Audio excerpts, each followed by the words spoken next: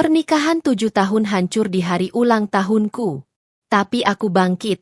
Ku buat dia berlutut di depanku.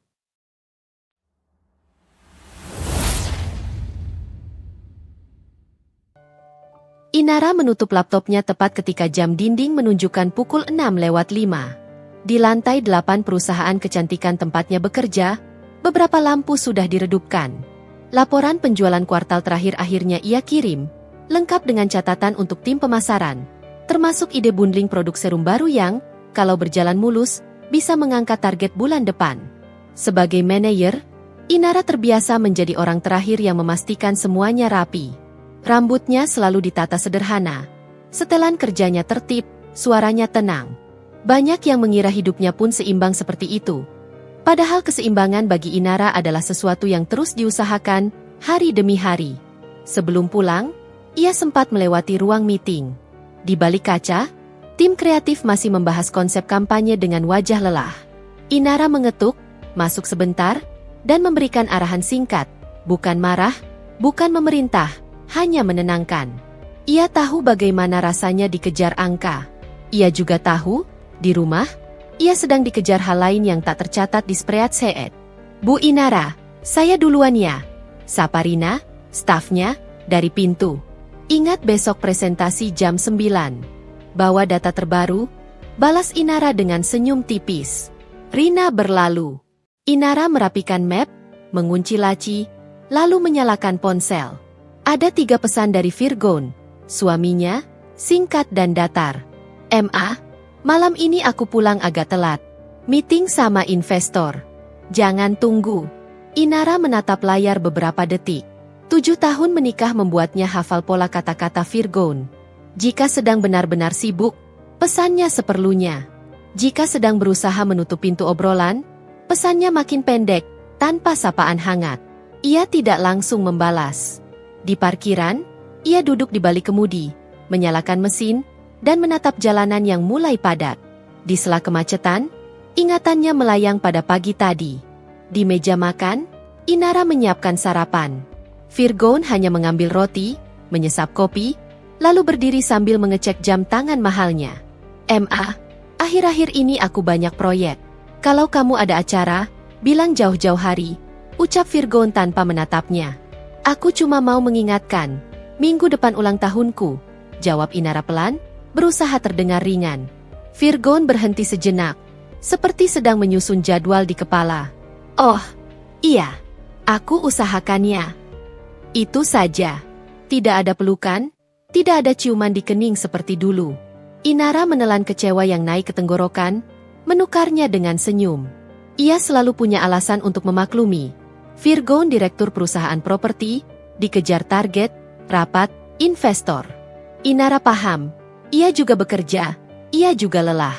Bedanya, ia tidak pernah menjadikan lelah sebagai alasan untuk mengabaikan rumah. Dulu, pada tahun-tahun awal pernikahan, Virgon sering menjemputnya tanpa diminta. Mereka makan bakso di pinggir jalan, tertawa di dalam mobil karena salah belok, atau sekadar duduk di ruang tamu sambil membicarakan hal-hal kecil yang terasa penting. Sekarang, obrolan mereka lebih sering tentang jadwal, tagihan, dan nanti saja. Saat ia tiba di rumah, langit sudah gelap. Kompleks mereka tenang, seperti dunia kecil yang rapi. Inara menekan tombol pagar, memarkir mobil, lalu masuk. Foto pernikahan mereka terpajang di dinding. Virgon tersenyum lebar, tangannya memeluk pinggang Inara seolah tak ingin melepas. Inara berdiri sebentar di depan foto itu. Ia menyadari sesuatu yang mengganggu. Sudah lama ia tidak melihat senyum seperti itu di wajah Virgon, setidaknya bukan ketika di rumah. Ia berganti baju dan mulai menyiapkan makan malam meski tahu suaminya tak akan pulang tepat waktu. Kebiasaan yang ia pertahankan, meja makan harus tetap siap. Seolah-olah dengan begitu ia bisa menjaga mereka tetap ada. Ponselnya bergetar. Bukan dari Virgon, melainkan dari grup kantor. Seorang rekan mengirim foto undangan acara peluncuran proyek properti milik perusahaan Virgon, besok malam, lengkap dengan daftar tamu VIP. Inara menatap detail itu, lalu merasakan sesuatu mengendap di dada.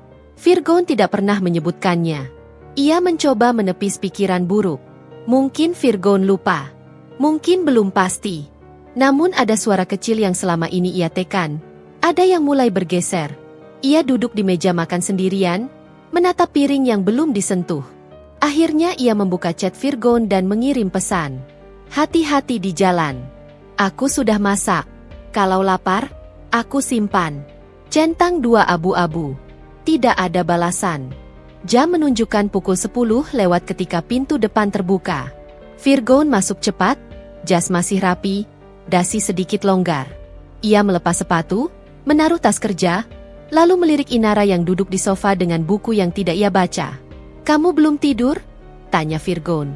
Aku tunggu. Kamu belum makan, kan? Inara berdiri. Virgon menggeleng. Aku sudah makan tadi. Ingat besok kamu ada acara peluncuran proyek. Inara berusaha terdengar santai. Virgon berhenti. Kamu tahu dari mana? Infonya beredar di kantor. Aku pikir kamu akan ajak aku. Inara menahan kata-kata agar tidak terdengar menuntut. Virgon menghela napas, seolah pertanyaan itu menambah beban. Itu acara kerja, MA. Banyak tamu penting. Kamu sibuk juga. Inara ingin berkata ia bisa meluangkan waktu. Ia ingin berkata ia seharusnya berdiri di samping suaminya. Tapi ia hanya mengangguk. Aku cuma bertanya. Virgon berjalan ke kamar tanpa menoleh. Aku mandi dulu. Inara berdiri mematung. Bukan karena kata-kata Virgon kasar, melainkan karena jarak di antara mereka kini terasa nyata, seperti tembok yang dibangun pelan-pelan. Keesokan paginya, Virgon berangkat lebih awal dari biasanya. Aku mungkin pulang larut lagi, ucapnya singkat. Setelah suara mobil menjauh, Inara menatap pantulan dirinya di cermin ruang tamu. Wajahnya tenang, tapi matanya menyimpan lelah yang tidak ia ceritakan pada siapapun. Ia kembali ke rutinitas, menandai kalender di meja kerjanya, tanggal ulang tahunnya dilingkari tinta merah. Tahun ini, ia ingin merayakan sederhana, asal bersama Virgon. Di kantor Virgon, sebuah nama baru mulai menyusup ke kesehariannya. Sekretaris baru itu, Philan, baru 2 minggu bekerja. Penampilannya rapi, suaranya manis, dan yang paling menonjol, ia memberi perhatian yang tidak menuntut, hanya mengagumi. Pagi itu, ketika Virgon masuk, Philan berdiri cepat menyodorkan agenda. Selamat pagi, Pak Virgon. Kopi seperti biasa sudah saya siapkan. Ini berkas investor yang Bapak minta, katanya dengan senyum terukur. Virgon melirik sekilas. Bagus, kamu cepat. Philan menunduk sopan, namun pujian singkat itu terasa seperti lampu yang menyala di dadanya. Ia tidak tahu apa yang terjadi di rumah Virgon. Ia hanya melihat lelaki yang tampak selalu kuat di luar, tapi menyimpan letih yang jarang dipahami orang. Pagi itu, Inara berdiri di depan cermin kamar mandi lebih lama dari biasanya. Bukan karena ia ingin tampil istimewa, melainkan karena ia sedang memastikan wajahnya tidak menunjukkan apapun. Ia menepuk pelan pipinya, menarik napas, lalu mengikat rambutnya rapi seperti biasa. Di luar, rumah masih sunyi. Virgon sudah berangkat sejak subuh. Katanya ada inspeksi proyek sebelum rapat investor. Inara menatap sisi ranjang yang kosong. Spray di sana bahkan tidak kusut. Seakan Virgon hanya singgah sebentar semalam. Ia mencoba mengingat kapan terakhir kali mereka tertidur sambil berbicara. Inara tidak menemukan jawabannya. Yang ia temukan hanya rasa asing yang makin sering muncul di rumah yang seharusnya akrab. Di dapur, ia menyiapkan bekal makan siang untuk dirinya sendiri. Dulu, ia biasa menyiapkan 2 kotak, 1 untuk Virgon. Sekarang, kotak makan Virgon lebih sering kembali utuh atau bahkan tidak dibawa. Sudah makan di luar, selalu jadi alasan. Saat hendak berangkat, ponselnya bergetar. Nama Virgon muncul. MA. Suara Virgon terdengar terburu-buru, seperti sedang berjalan cepat. Iya. Kunci mobil cadangan kamu taruh di mana? Ya? Yang di laci ruang kerja nggak ada. Inara mengernyit. Setahuku di laci itu. Kamu nggak salah ambil. Ya udah, nanti aku cari lagi. Suara Virgon terdengar datar. Aku tutup dulu. Telepon terputus sebelum Inara sempat bertanya lebih jauh. Ia menatap layar ponselnya, merasakan sesuatu yang mengganjal. Hal kecil seperti kunci, biasanya dibicarakan dengan santai. Tapi Virgon seolah tak punya ruang untuk percakapan selain yang perlu. Di kantor, hari Inara dipenuhi meeting. Ia mempresentasikan strategi penjualan, mengoreksi laporan stok, menenangkan staf yang panik karena komplain pelanggan. Semua berjalan seperti biasa, dan Inara terlihat seperti biasanya. Tenang, teratur, profesional. Namun di sela-sela kesibukan, pikirannya melayang pada satu hal, undangan acara peluncuran proyek perusahaan Virgon besok malam. Ia sudah memeriksa jadwalnya, ia bisa hadir. Ia ingin hadir. Ia ingin berdiri di sisi suaminya, bukan sebagai pajangan, tapi sebagai pasangan. Saat jam makan siang, ia membuka chat Virgon.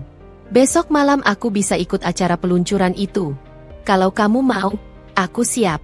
Centang dua abu-abu muncul cepat, tapi balasan tak kunjung datang. Inara menunggu beberapa menit, lalu menutup ponselnya. Ia berusaha fokus pada makan siangnya. Tapi ponselnya kembali bergetar. Bukan dari Virgon, melainkan notifikasi email masuk. Salah satu vendor meminta persetujuan pembayaran, dan Inara menyelesaikannya. Setelah itu, ia melihat notifikasi lain. Pesan masuk dari nomor tak dikenal, tapi tampilannya seakan otomatis, seperti SMS bank. Transaksi kartu kredit Anda sebesar telah berhasil. Inara mengerjap. Nominalnya tidak kecil. Dilakukan di sebuah restoran hotel ternama. Ia menatap pesan itu seolah sedang membaca bahasa asing. Kartu kredit itu atas nama Virgon, tapi sejak menikah, semua notifikasi pembayaran masuk ke ponsel Inara, atas permintaan Virgon sendiri dulu, katanya agar lebih teratur. Tangannya mulai dingin. Ia mencoba menenangkan diri, mungkin jamuan makan bersama investor. Restoran hotel memang sering jadi tempat pertemuan bisnis. Tapi tanggal dan jamnya, tadi malam, sekitar pukul 9. Tadi malam Virgon bilang sudah makan. Inara menelan. Ia ingin langsung menelepon Virgon, menuntut penjelasan. Tapi ia mengenal dirinya. Jika ia menelepon dalam keadaan seperti ini, suaranya akan gemetar, dan Virgon akan menganggapnya drama. Inara tidak mau jadi seseorang yang memohon pada kebenaran. Ia menyimpan ponselnya, mencoba kembali bekerja. Tapi sepanjang siang, ia seperti membawa batu kecil di saku. Tidak terlihat, tapi terus menekan. Sementara itu, di kantor perusahaan properti, Philan duduk rapi di depan komputer. Ia mencatat agenda Virgon, menyiapkan dokumen, menyeleksi panggilan masuk. Tangannya cekatan, tetapi pikirannya tak sepenuhnya di pekerjaan. Semalam, Virgon mengajaknya makan malam setelah rapat panjang. Alasannya profesional, membahas jadwal acara peluncuran dan menyusun list tamu. Mereka memilih restoran hotel karena dekat dari lokasi pertemuan investor. Virgon tampak lelah, dan Philan melihat kesempatan untuk menjadi orang yang membuatnya ringan.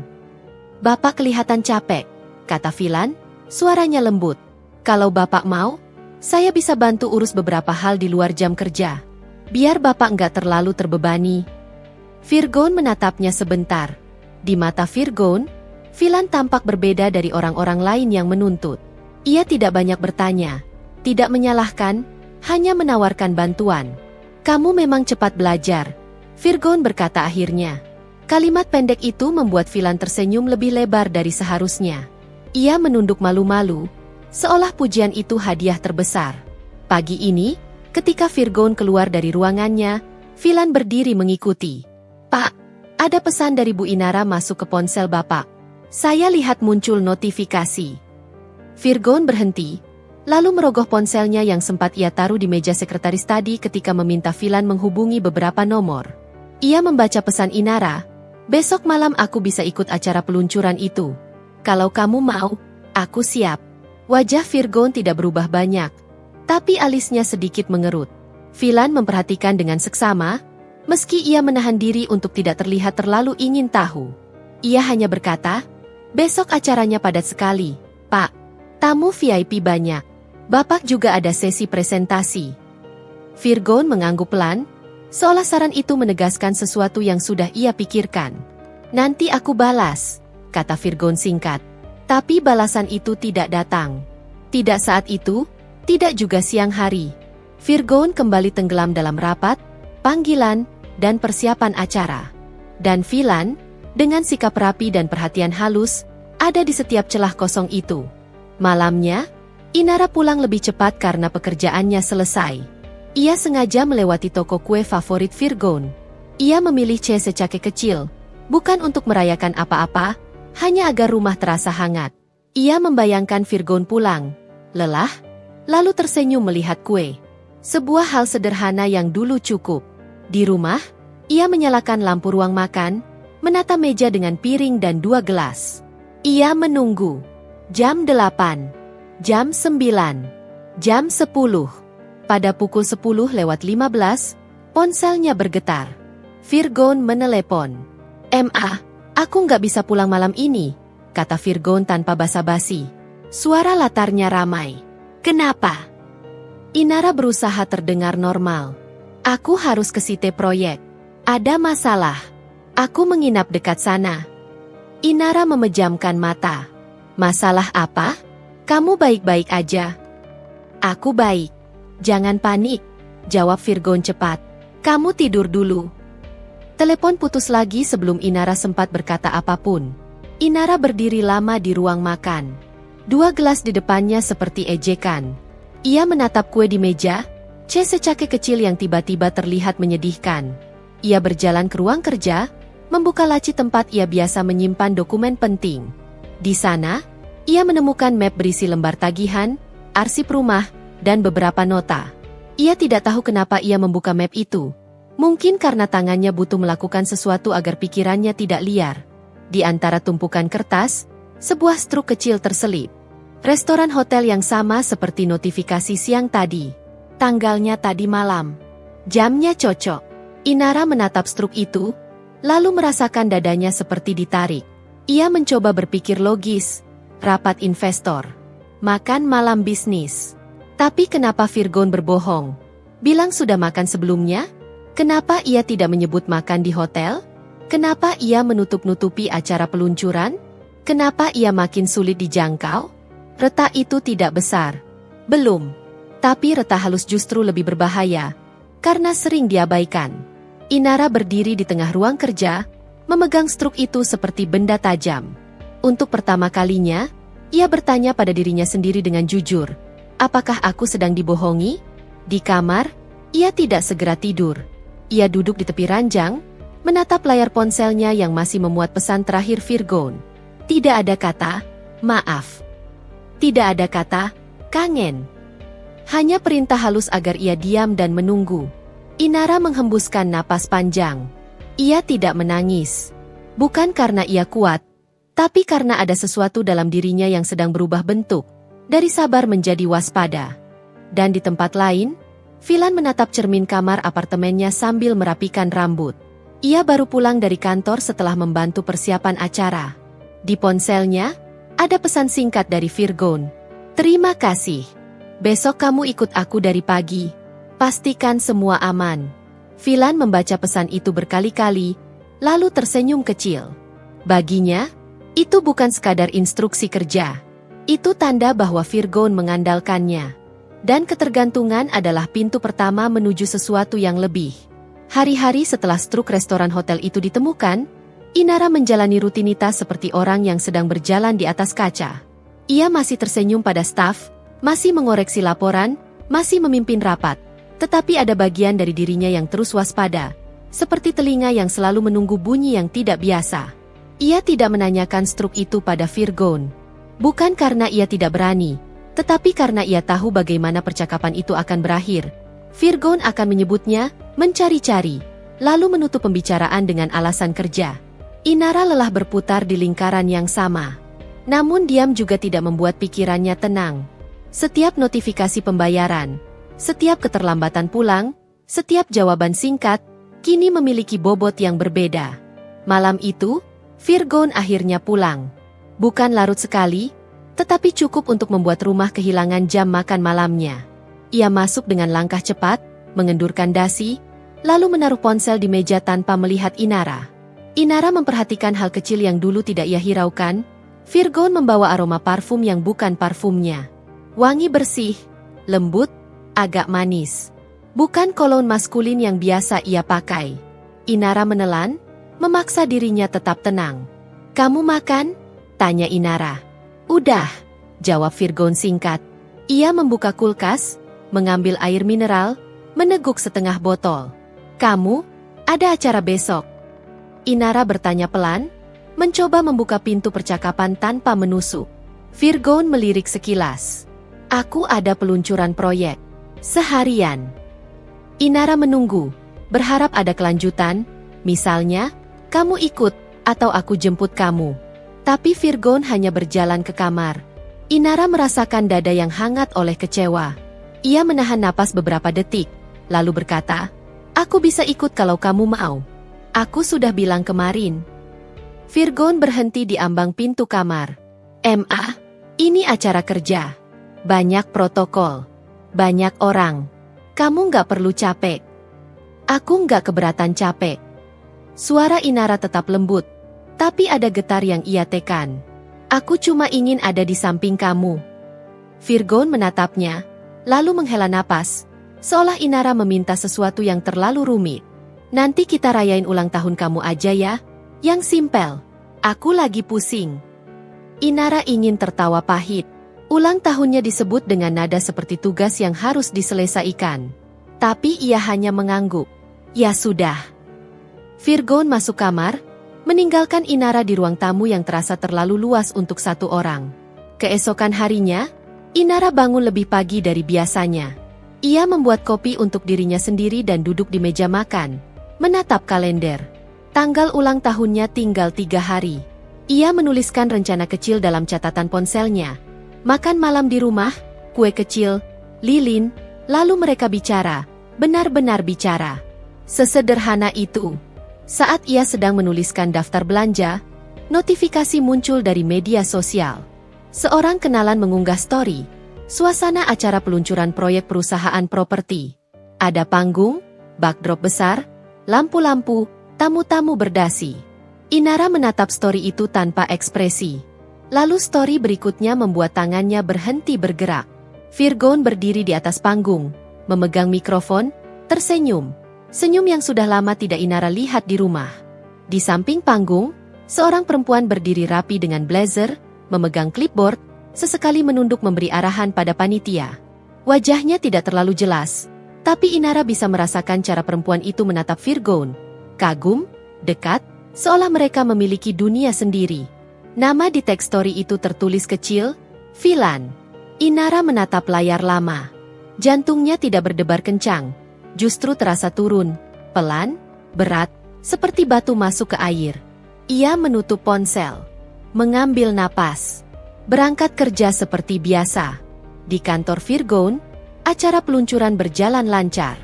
Investor puas, media meliput, rekan bisnis menepuk pundak Virgon.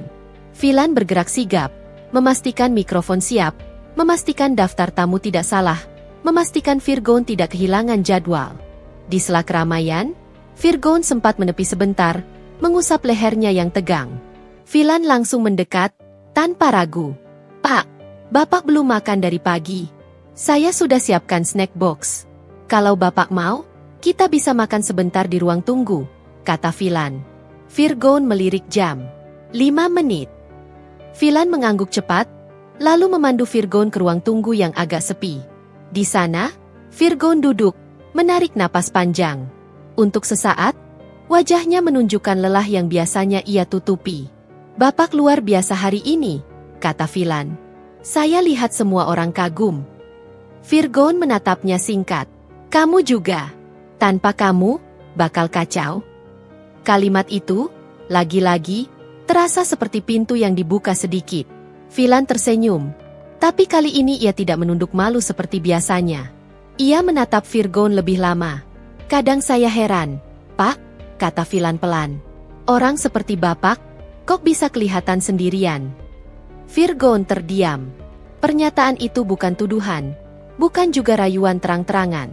Tapi kalimat itu menyentuh sesuatu yang Virgon sendiri tidak mau akui. Di rumah, ia memang sering merasa sendirian, bukan karena Inara tidak ada, tapi karena ia merasa tidak dipahami.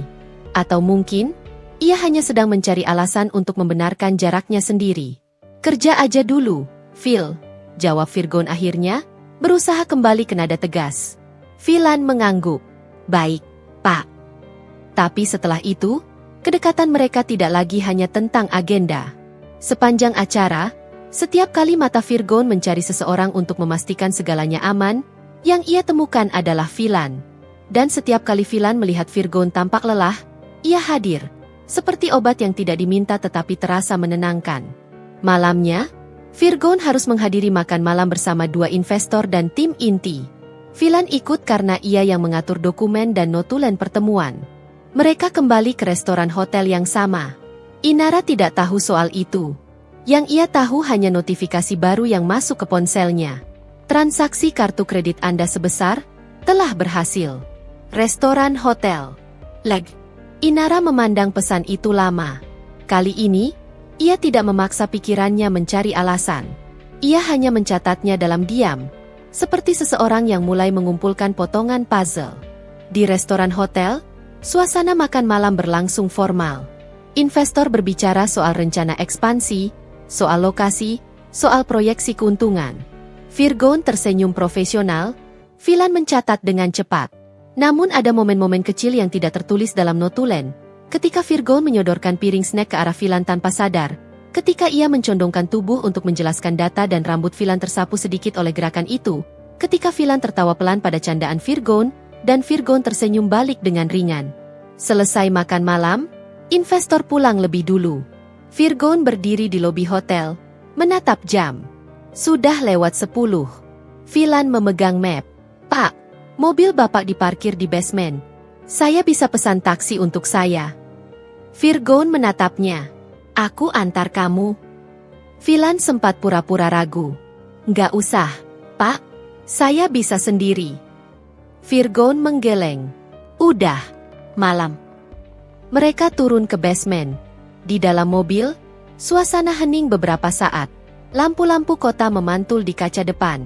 Virgon mengemudi, Philan duduk di samping, merapikan map di pangkuannya. Pak, Philan membuka suara pelan. Istri Bapak, sering ikut acara begini. Virgon menegang sedikit, tapi menjawab, enggak. Dia sibuk. Oh. Philan mengangguk, seolah jawaban itu menyenangkan sekaligus membuatnya berani. Berarti, Bapak sering sendiri. Virgon tidak menjawab.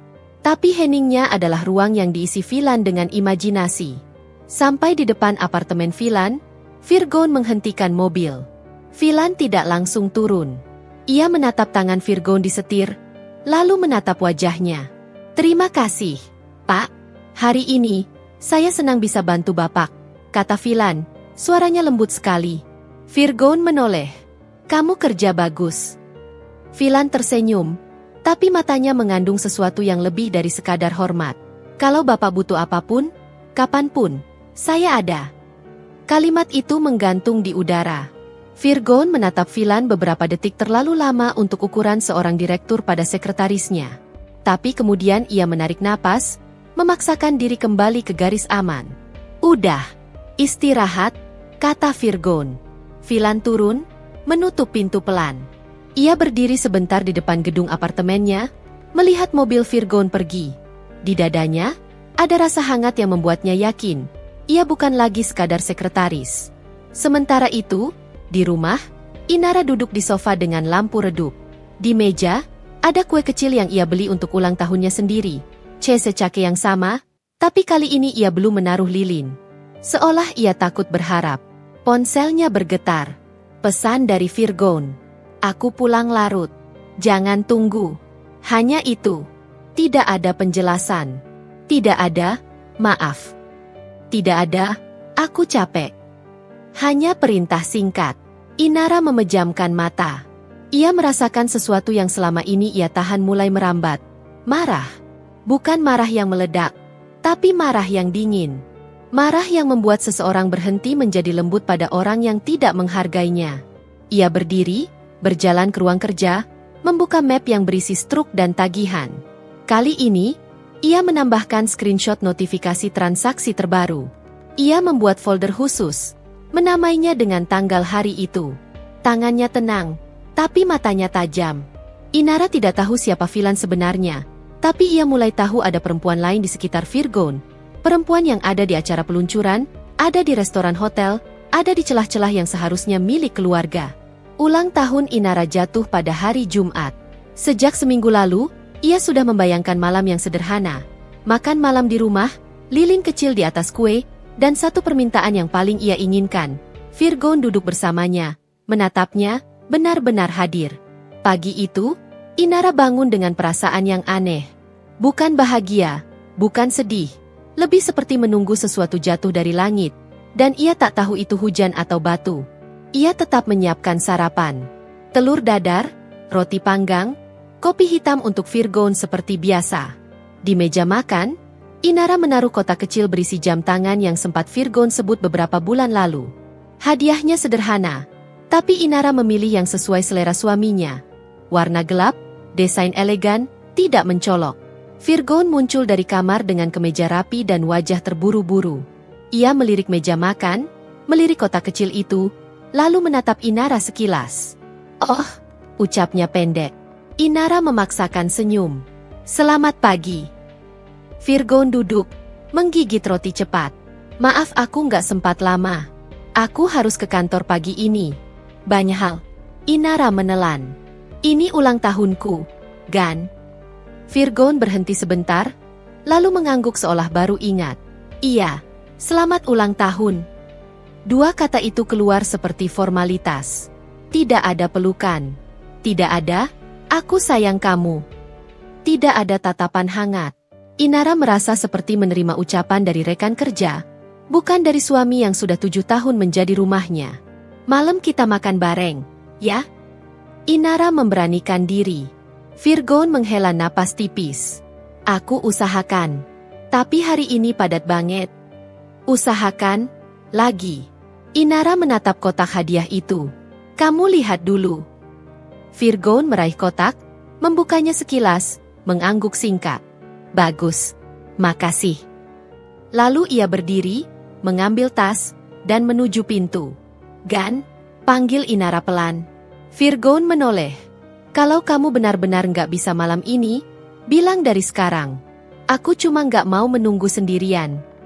Virgon diam sepersekian detik. "Aku bilang aku usahakan." Pintu tertutup. Inara berdiri di ruang makan, memandangi piring yang belum sempat hangat. Dadanya terasa kosong, seperti ada ruang yang semakin melebar di tengah rumah. Di kantor, banyak orang mengucapkan selamat ulang tahun padanya. Timnya memberinya kartu dan sebuket bunga kecil. Ada yang mengajak makan siang.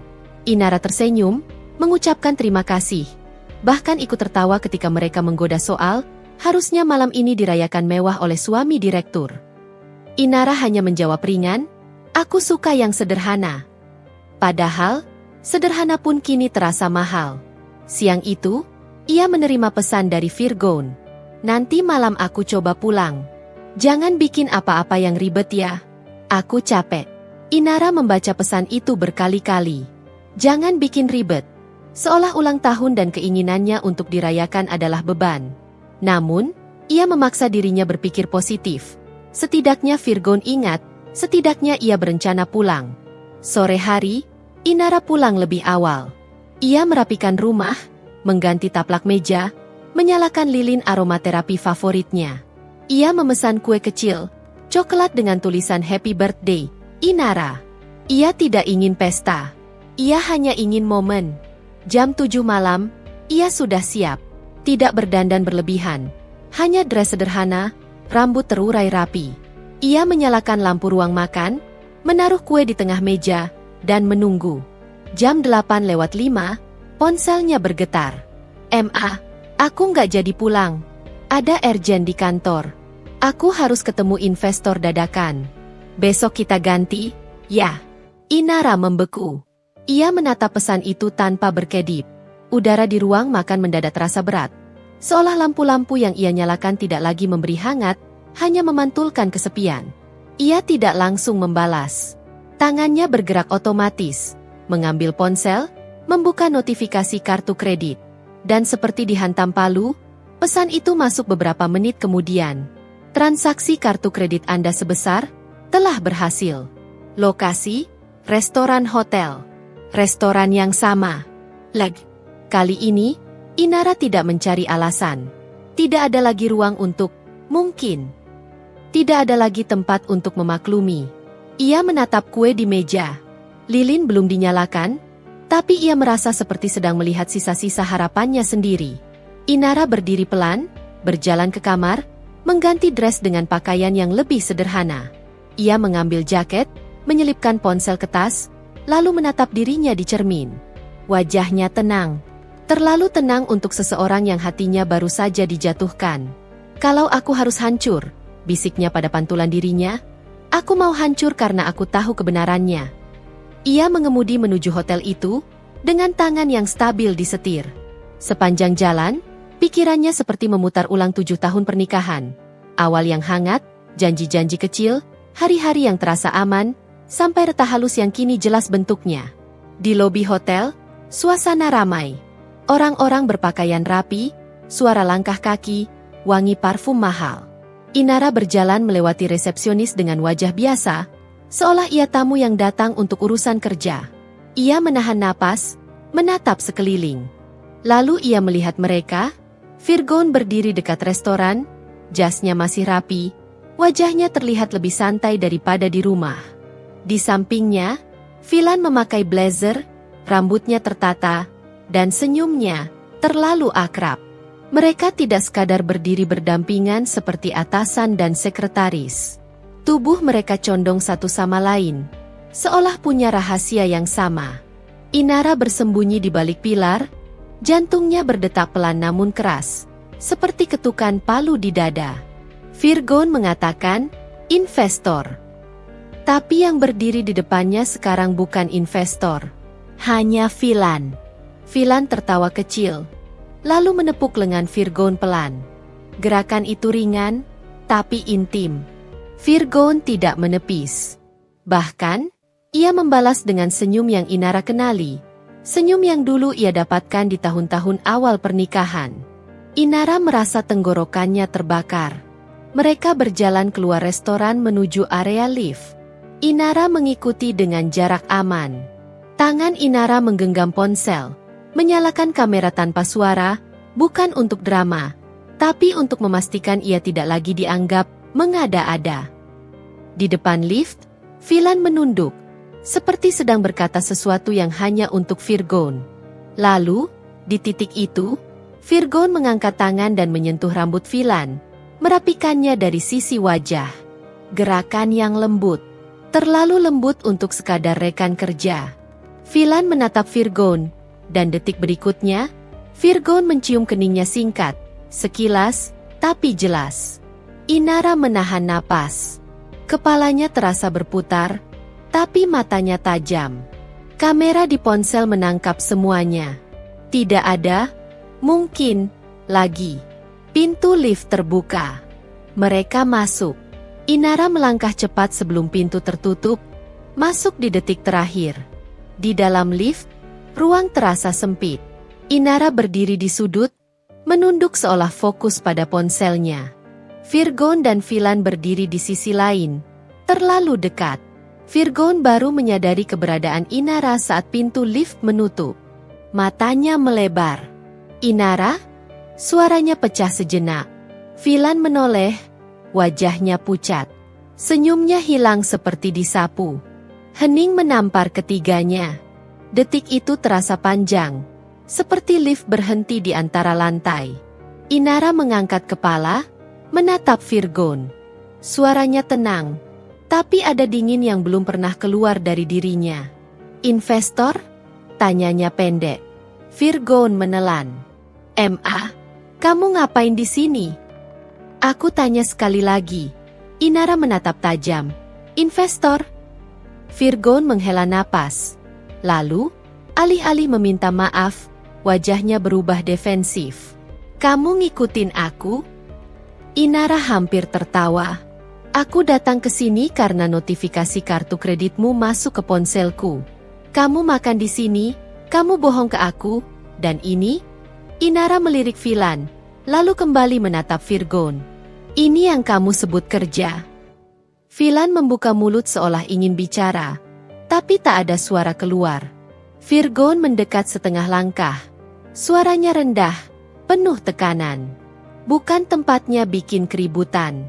Kamu pulang dulu. Inara menatapnya tanpa gentar. Keributan? Ini ulang tahunku, Gan. Dan kamu memilih berada di sini. Virgon mengatupkan rahang. Jangan drama. Kalimat itu seperti pisau. Bukan karena tajamnya, tapi karena ketidakpeduliannya. Lift berdenting. Pintu terbuka. Mereka sampai di lantai tertentu. Virgon menarik napas cepat, menatap Inara dengan mata keras. Kita omongin di rumah, katanya singkat, lalu meraih lengan Inara, mencoba menggiringnya keluar. Inara menepis. Untuk pertama kalinya dalam 7 tahun, ia menolak sentuhan Virgon bukan karena marah, melainkan karena ia tidak lagi merasa aman. Jangan pegang aku, ujar Inara pelan. Virgon terpaku. Vilan berdiri kaku seperti patung. Inara melangkah keluar lift lebih dulu, berjalan dengan kepala tegak, meski dalam dirinya ada sesuatu yang runtuh. Di lorong hotel yang berkarpet tebal itu, ia tidak menangis. Ia tidak berteriak. Ia hanya berjalan seperti orang yang baru saja memutuskan sesuatu. Di parkiran, Inara masuk ke mobil dan menutup pintu pelan. Di dalam kabin yang sunyi, ia akhirnya menghembuskan napas panjang. Tangannya gemetar sesaat, lalu berhenti. Ia menatap kue ulang tahun yang tadi ia tinggalkan di rumah. Membayangkan lilin yang tak pernah menyala. Lalu ia membuka folder di ponselnya, rekaman di lift tersimpan rapi. Bibir Inara membentuk senyum kecil yang bukan bahagia, melainkan pahit. Baik, bisiknya pada dirinya sendiri. Sekarang aku tahu. Dan di titik itu, sesuatu dalam diri Inara berubah arah. Kesabarannya tidak hilang, tapi bertransformasi menjadi ketegasan. Ia tidak akan mengemis penjelasan. Ia tidak akan memohon cinta pada orang yang memilih mengkhianatinya. Inara pulang malam itu tanpa memutar musik di mobil. Jalanan yang biasanya ia hafal terasa berbeda. Seakan kota pun ikut diam melihat apa yang baru saja terjadi. Setibanya di rumah, ia tidak langsung masuk kamar. Ia berdiri di ruang makan, menatap kue ulang tahun yang masih utuh di tengah meja. Tulisan Happy Birthday. Inara seperti mengejek harapan yang ia pelihara dengan susah payah. Ia tidak menangis. Bukan karena tidak sakit, melainkan karena rasa sakit itu sudah melewati titik air mata. Yang tersisa hanya dingin. Dan dingin itu membuat pikirannya bekerja lebih jernih daripada sebelumnya. Inara mengambil kue itu, memasukkannya ke kulkas. Lalu ia mencuci tangan, merapikan meja, mematikan lilin aromaterapi yang tinggal separuh. Semua dilakukan dengan rapi, seperti orang yang sedang mengembalikan barang ke tempatnya setelah rumah diacak-acak badai. Setelah itu barulah ia masuk kamar dan mengunci pintu. Ponselnya bergetar. Nama Virgon muncul, menelpon berkali-kali. Inara mematikan nada dering, membiarkannya bergetar sampai berhenti. Satu pesan masuk. "Ma, kamu keterlaluan. Kamu ngikutin aku. Kita ngomong baik-baik besok." Inara membaca pesan itu sekali, lalu meletakkan ponsel terbalik di atas meja. "Baik-baik," gumamnya pelan. Virgon menyebut "baik-baik" sebagai cara memaksa Inara lupa, memaksa Inara kembali ke posisi yang mudah dibentuk. Sabar, mengerti, memaklumi. Dulu Inara akan menyusun kalimat hati-hati agar suaminya tidak tersinggung. Ia membuka laptop kerja, bukan untuk bekerja, melainkan untuk menulis. Bukan curhat, bukan drama. Ia membuat daftar dengan judul sederhana, "Langkahku." Tenangkan diri. Amankan bukti. Amankan posisiku.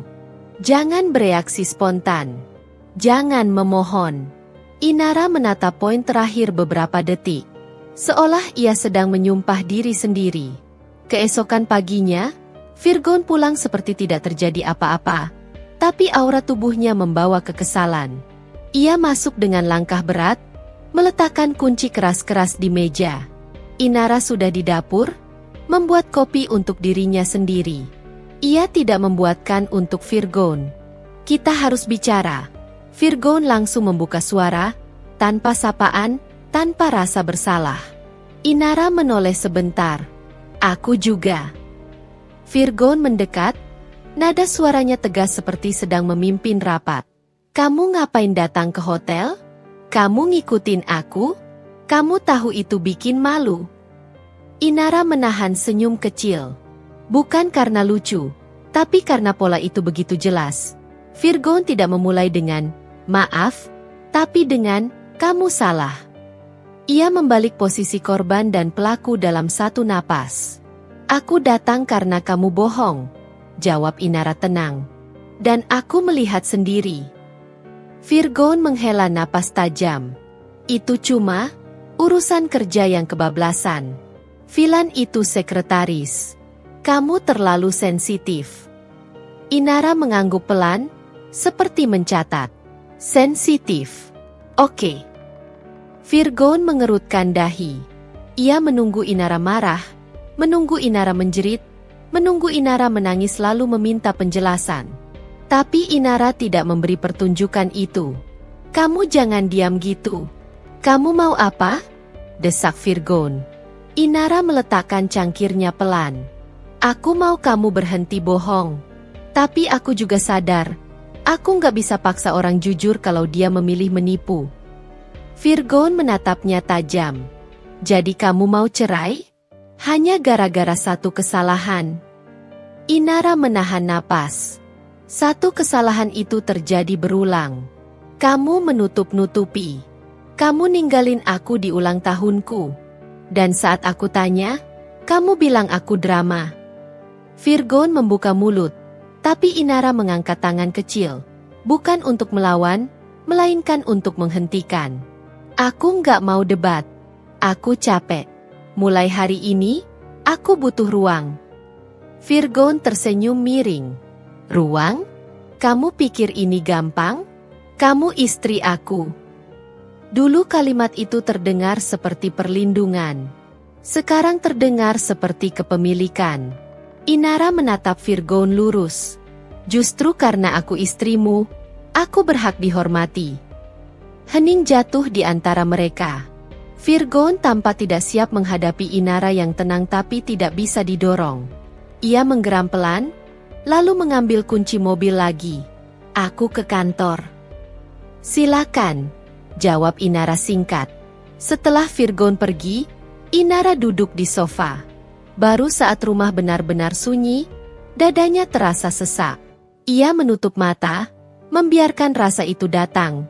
Bukan untuk menghancurkannya, tapi untuk diakui. Lalu ia bangkit, mengambil ponsel, dan melakukan hal pertama yang selama ini ia tunda, mengamankan dirinya. Ia memindahkan semua bukti ke penyimpanan yang tidak bisa diakses sembarang orang. Rekaman, screenshot transaksi, foto dari story yang menampilkan Vilan di acara peluncuran, dan catatan tanggal-tanggal Virgon menginap di dekat proyek. Ia tidak menambah-nambah, tidak mengarang. Inara hanya menyimpan fakta. Siang itu, di kantor, Inara tetap memimpin rapat seperti biasa. Suaranya stabil, instruksinya jelas. Rekan-rekannya hanya melihat manajer yang tegas dan rapi. Tidak ada yang tahu ia baru saja melihat pernikahannya retak sampai ke tulang. Saat jam makan siang, ia menghubungi satu orang yang ia percaya. Dina, rekan lama yang bekerja di bidang hukum korporat dan pernah membantu urusan kontrak perusahaan. Inara tidak menangis saat bicara. Ia hanya meminta informasi. Aku cuma mau tahu, kalau terjadi sesuatu, dokumen apa yang harus aku siapin? Tanya Inara. Dina tidak banyak bertanya. Ia hanya menjelaskan dengan tenang. Simpan bukti, pisahkan akses finansial pribadi, cek aset bersama, dan jangan terpancing emosi yang bisa dipakai untuk menyerang balik. Inara mendengar semuanya seperti sedang menyusun strategi kerja. Bukan karena hatinya tidak terluka, tapi karena ia tidak mau tenggelam. Sore hari, Inara mampir ke bank. Ia memperbarui password, memeriksa rekening yang selama ini mereka pakai bersama, memastikan gajinya tetap masuk ke rekening pribadinya. Ia tidak mengambil yang bukan haknya. Ia hanya mengunci pintu yang selama ini terbuka lebar. Malamnya, Virgon pulang lebih awal. Mungkin ia mengira Inara akan luluh jika ia pulang cepat. Tapi Inara tidak menyambut dengan marah, juga tidak menyambut dengan manis. Ia menyambut dengan netral. "Kamu masak?" tanya Virgon, seolah ini hari biasa. "Aku sudah makan," jawab Inara. Virgon menatapnya lama. "Kamu berubah." Inara mengangguk. "Iya." Virgon tampak tersinggung oleh jawaban sesingkat itu. "Kamu sengaja dingin supaya aku merasa bersalah." Inara menatap mata Virgon. "Aku bukan dingin. Aku berhenti memohon." Kalimat itu membuat Virgon terdiam sejenak.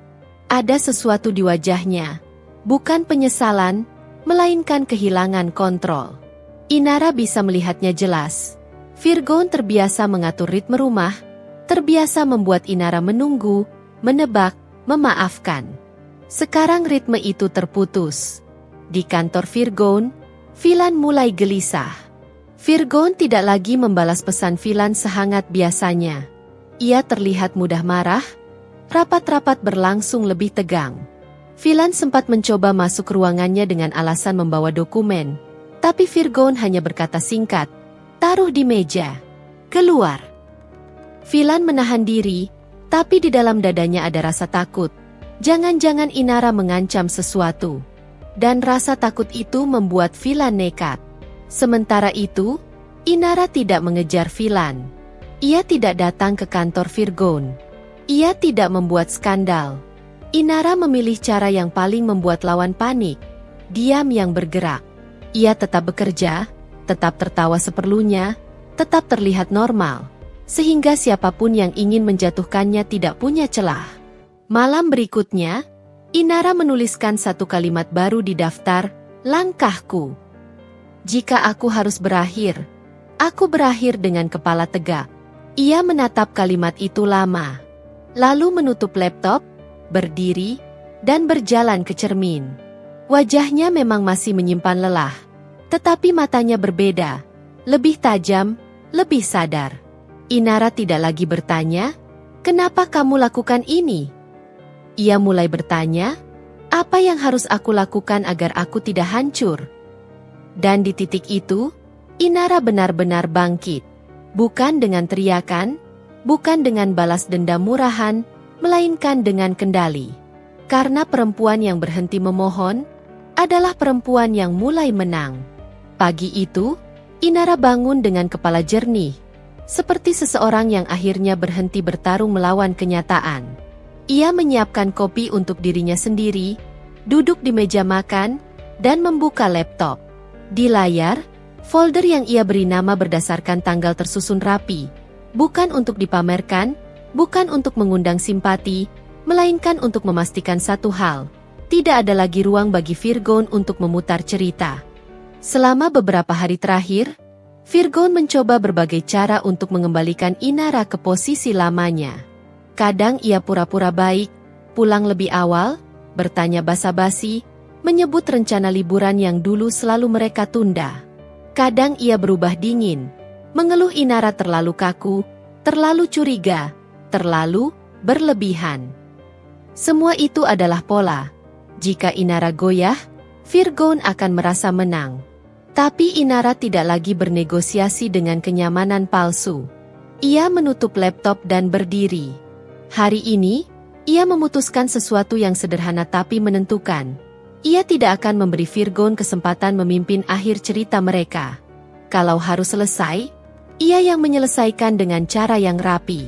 Di kantor, Inara bekerja seperti biasa. Namun siang itu ia meminta cuti setengah hari. Tidak ada drama. Tidak ada alasan rumit. Ia hanya berkata pada stafnya, "Aku perlu urus hal pribadi." Ia menuju sebuah kafe tenang, tempat orang datang untuk berbicara pelan, bukan untuk pamer. Di sana, ia bertemu Dina, perempuan yang ia hubungi beberapa hari lalu. Dina membawa map tipis. Isinya bukan senjata untuk menyerang, melainkan pegangan agar Inara tidak dipermainkan. "Intinya begini," kata Dina, Suaranya tenang. Kalau kamu mau bicara baik-baik, pastikan kamu punya batas jelas. Jangan minta, jangan memohon. Kamu menyampaikan konsekuensi. Inara mengangguk. Aku cuma mau dia berhenti menganggap aku bodoh. Dina menatapnya. Kalau begitu, kamu harus bicara dengan bahasa yang dia mengerti. Bahasa yang dimaksud Dina bukan teriakan. Bahasa yang dimengerti seseorang seperti Virgon adalah bukti, posisi, dan risiko. Sore menjelang, Inara pulang lebih dulu. Ia merapikan ruang tamu, menyiapkan 1 gelas air untuk dirinya, dan 1 untuk Virgon. Di meja, ia menaruh amplop coklat dan ponselnya, bukan untuk mengancam, tapi untuk memastikan percakapan tidak berubah menjadi, "Kamu mengada-ada." Saat pintu rumah terbuka, Virgon masuk dengan wajah lelah. Namun begitu melihat Inara duduk tenang di sofa, ia seperti merasa ada yang berbeda. Tidak ada raut kesal, tidak ada cemberut, tidak ada tatapan memohon. Hanya ketenangan yang membuat orang lain gelisah. "Kamu nunggu?" tanya Virgon. Inara mengangguk. "Kita bicara sekarang." Virgon menaruh tasnya, duduk berseberangan. "Oke. Tapi kamu jangan mulai lagi soal hotel itu. Aku udah bilang." Inara mengangkat tangan pelan. "Aku nggak minta penjelasan." Virgon terdiam. Biasanya, Inara selalu meminta penjelasan. Biasanya, Inara selalu bertanya, "Kenapa?" Kali ini tidak. Inara mengambil ponsel, menyalakan layar, lalu memutar video singkat dari lift. Tidak lama, cukup untuk menunjukkan tangan Virgon menyentuh rambut Vilan dan ciuman di kening yang dulu seharusnya milik Inara. Inara mematikan video sebelum selesai. Ia tidak perlu menyiksa dirinya lebih lama. Hening merambat. Wajah Virgon menegang. "Kamu rekam?" "Aku simpan," jawab Inara. "Supaya kamu nggak bisa bilang aku mengarang." Virgon menarik napas, lalu mencoba memutar keadaan. "Itu, kamu lihat sendiri, cuma sebentar. Kamu tahu aku kerja sama dia. Kadang orang..." Inara memotong, suaranya tetap datar. "Gan, aku nggak tertarik membahas detailnya lagi. Aku cuma mau kamu dengar keputusan aku." Virgon menatapnya, kali ini dengan kewaspadaan. Inara meletakkan amplop coklat di meja, mendorongnya ke arah Virgon. "Di situ ada rangkuman data yang perlu kamu tahu. Jangan anggap ini ancaman. Anggap ini batas." Virgon membuka amplop dengan gerakan cepat. Matanya menyapu kertas-kertas. Catatan tanggal transaksi, tangkapan layar notifikasi, jam, lokasi, dan daftar kejadian Virgon menginap dekat proyek. Semua disusun seperti laporan, rapi dan sulit dibantah. Tidak ada kalimat emosi, tidak ada sumpah serapah. Hanya fakta. "Apa maksud kamu?" Suara Virgon turun, lebih pelan dari sebelumnya. Inara menatapnya lurus. "Aku akan pisahkan keuangan pribadiku sepenuhnya mulai hari ini. Aku juga sudah konsultasi soal hak dan kewajiban kalau pernikahan ini dilanjutkan atau diakhiri." Virgon menegang. "Kamu ke pengacara?"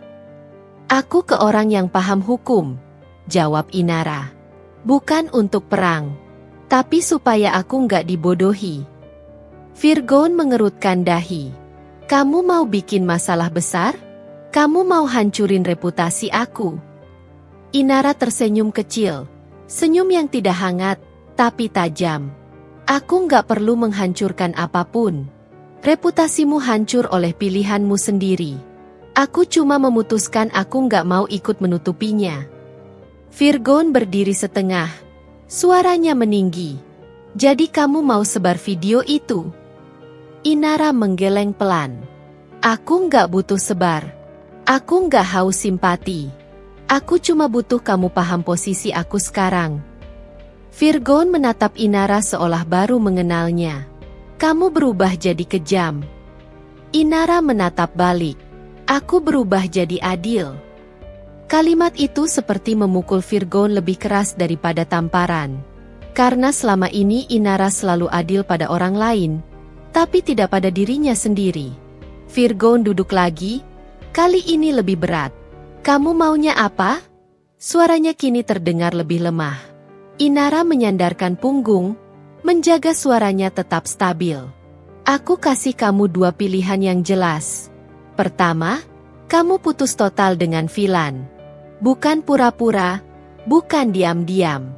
Kamu pindahkan dia dari posisinya yang dekat, atau kamu yang menjauh dari lingkungan itu. Kamu transparan soal pekerjaanmu. Konseling pernikahan kalau kamu serius. Dan kamu berhenti memperlakukan aku seperti orang yang bisa kamu suruh. Jangan drama, setiap kali kamu bersalah. Virgon menelan. Pilihan kedua, lanjut Inara, kita pisah dengan cara baik. Nggak perlu saling menjatuhkan. Tapi aku akan menjaga hakku. Aku nggak akan jadi perempuan yang keluar dari rumah ini tanpa apa-apa. Sementara kamu lanjut hidup seolah nggak ada konsekuensi. Virgon memejamkan mata sesaat. Napasnya terlihat berat. Untuk pertama kalinya, Inara melihat Virgon tidak punya jawaban cepat. Tidak ada gaya direktur. Tidak ada kontrol. Yang ada hanya lelaki yang mulai sadar. Ia bisa kehilangan sesuatu yang selama ini ia anggap pasti. Di saat yang sama, ponsel Virgon bergetar. Nama Philan muncul di layar. Inara melirik sekilas, lalu menatap Virgon lagi. Angkat, katanya tenang. Aku pengen dengar. Virgon ragu. Tapi Inara tidak sedang mengancam. Ia hanya memberi ruang pada kenyataan untuk bicara. Virgon mengangkat telepon, menyalakan speaker dengan tangan gemetar yang ia coba sembunyikan. Pak, suara Philan terdengar lembut, manja, terlalu akrab. Bapak di mana? Aku kangen. Tadi aku lihat Bapak dingin banget di kantor. Itu karena istri Bapak, ya? Virgon menutup mata. Philan, cukup. Hening sejenak di ujung sana. Cukup gimana, Pak? Bapak kan? Cukup. Suara Virgon lebih keras. Mulai besok, kamu nggak lagi jadi sekretaris aku. Aku akan minta Har pindahin kamu. Jangan hubungi aku lagi di luar urusan kerja. Suara Philan langsung berubah. Pak, Bapak nggak bisa gitu. Aku udah. Ini keputusan, potong Virgon. Selesai. Telepon terputus. Virgon menatap ponselnya seolah benda itu baru saja membakar tangannya. Wajahnya pucat.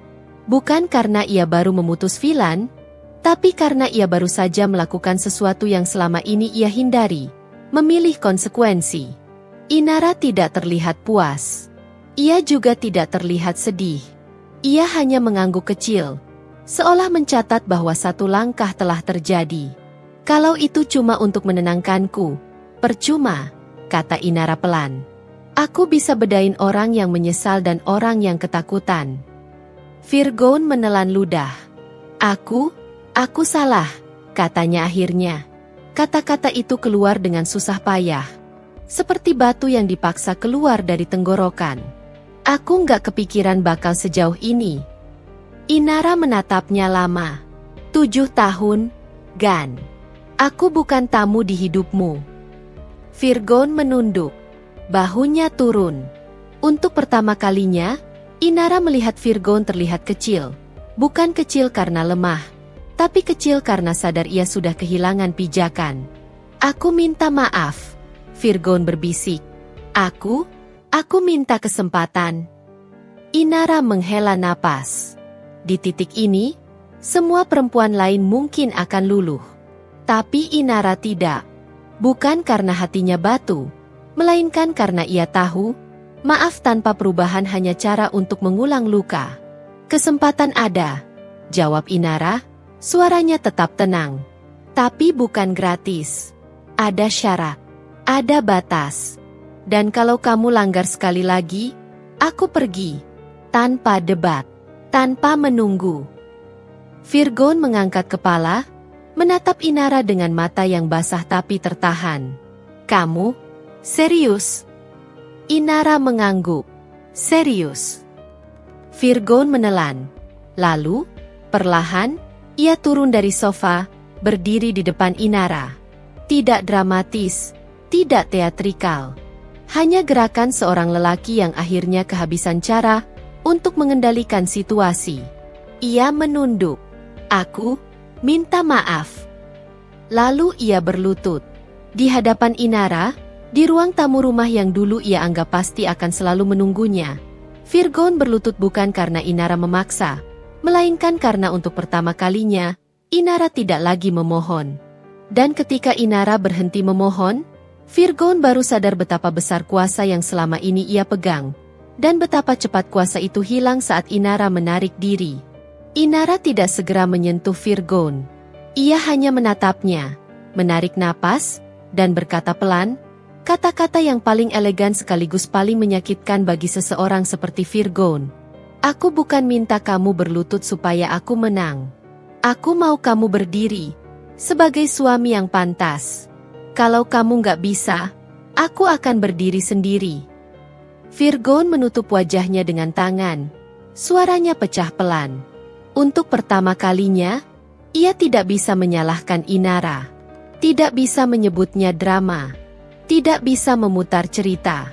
Dan Inara akhirnya menatap ke depan dengan dada yang lebih lapang. Luka itu masih ada, tapi ia tidak lagi mengurungnya. Ia tidak lagi menjadikannya alasan untuk bertahan pada kehancuran. Malam itu, Inara berdiri dari sofa, berjalan ke kamar, dan berkata tanpa menoleh, "Besok kita urus semuanya dengan kepala dingin. Kalau kamu serius, buktikan dengan tindakan. Kalau tidak, pintu itu ada." Ia menutup pintu kamar pelan, meninggalkan Virgon di ruang tamu, sendiri, bersama kenyataan yang selama ini ia hindari. Di apartemennya, Philan menatap ponsel kosong dengan mata merah. Ia menyadari sesuatu yang terlambat. Perhatian yang ia kira cinta ternyata hanya pelarian. Dan pelarian selalu punya batas. Ketika orang yang ditinggalkan memilih bangkit. Sedangkan Inara, di balik pintu kamar, bersandar sebentar pada dinding. Ia menutup mata, bukan untuk menangis, tapi untuk merasakan. Ia masih hidup, ia masih utuh, dan ia tidak lagi takut. Karena pernikahan bisa hancur di hari ulang tahun. Tapi harga diri bisa lahir kembali di hari yang sama. Selesai.